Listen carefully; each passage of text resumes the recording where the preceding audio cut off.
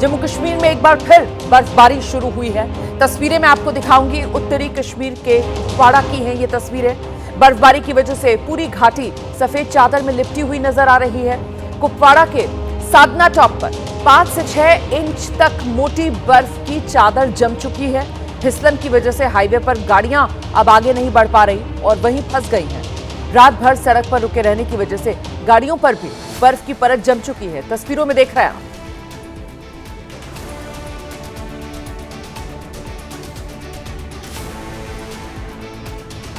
जम्मू कश्मीर के जोजिला दर्रे के पास बर्फबारी तेज हुई है। बर्फबारी की वजह से यहां भी इस इलाके में 1 से 2 इंच तक मोटी बर्फ की परत जम चुकी है, जिससे श्रीनगर लेह राजमार्ग पर यातायात अस्थायी रूप से स्थगित है।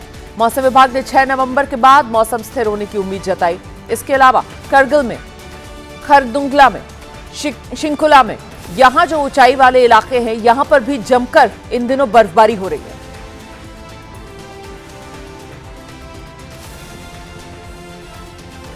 जम्मू कश्मीर के तंगधार में भी मौसम का मिजाज बदला।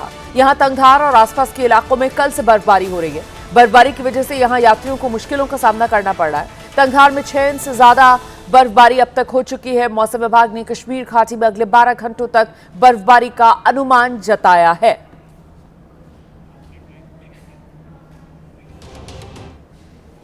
जम्मू कश्मीर के प्रसिद्ध पर्यटन स्थल गुलमर्ग में भी बर्फबारी हुई है। नवंबर के शुरू में ही यहां 8 इंच से ज्यादा बर्फ अब तक गिर चुकी है। गुलमर्ग की पहाड़ियों पर बर्फ की सफेद चादर बिछ गई है। क्षेत्र की प्राकृतिक सुंदरता में 4 चांद लगे हुए हैं। इस मनमोहक नजारे को देखकर यहां आने वाले पर्यटक बेहद खुश।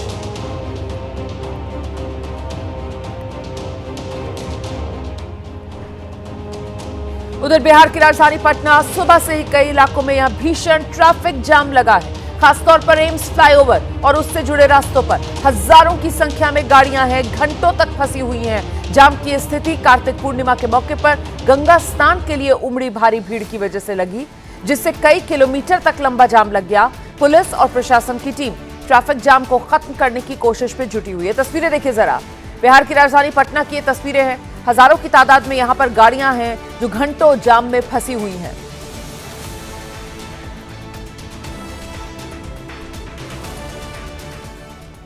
उधर बिहार में पहले चरण के मतदान से पहले छपरा में पुलिस की टीम ने एक बड़ा एक्शन लिया है। लाखों रुपए कैश और जेवरात बरामद हुए हैं। गुप्त सूचना के आधार पर पुलिस की टीम ने सारण में विकी नाम के शख्स के घर पर छापा मारा और यहां पुलिस को अवैध हथियारों के साथ साथ 23 लाख रुपए कैश, सोने चांदी के कीमती आभूषण बरामद हुए।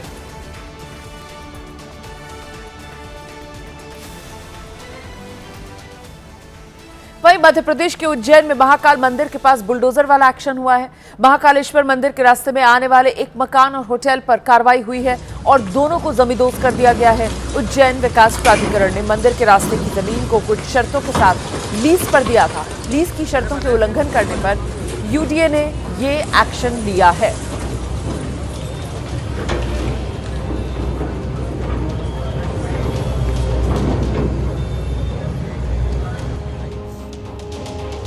उधर अमेरिका के केंटकी में एक बड़ा विमान हादसा हो गया। केंटकी राज्य के लुइसविले अंतर्राष्ट्रीय हवाई अड्डे के पास एक बड़ा कार्गो प्लेन उड़ान भरते ही क्रैश हो गया।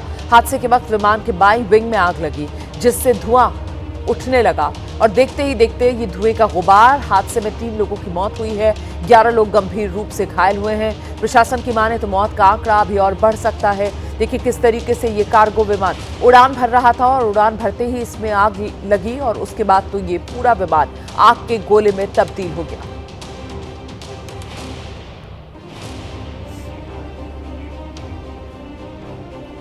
इंग्लैंड फुटबॉल टीम के पूर्व कप्तान डेविड बेकहम को नाइटहुड से सम्मानित किया गया है। बेकहम को खेल और समाज सेवा में असाधारण योगदान के लिए विंडसर कैसल में सर की उपाधि दी गई। सम्मान मिलने के बाद बेकहम ने कहा है कि यह सम्मान उनके लिए गर्व की बात है।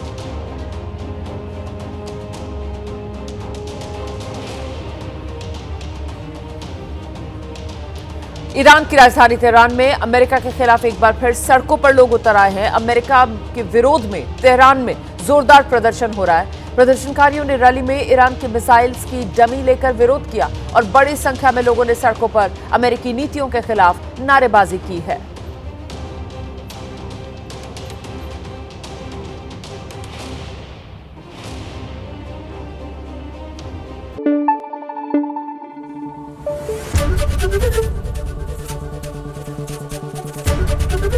एबीपी न्यूज आपको रखे आगे।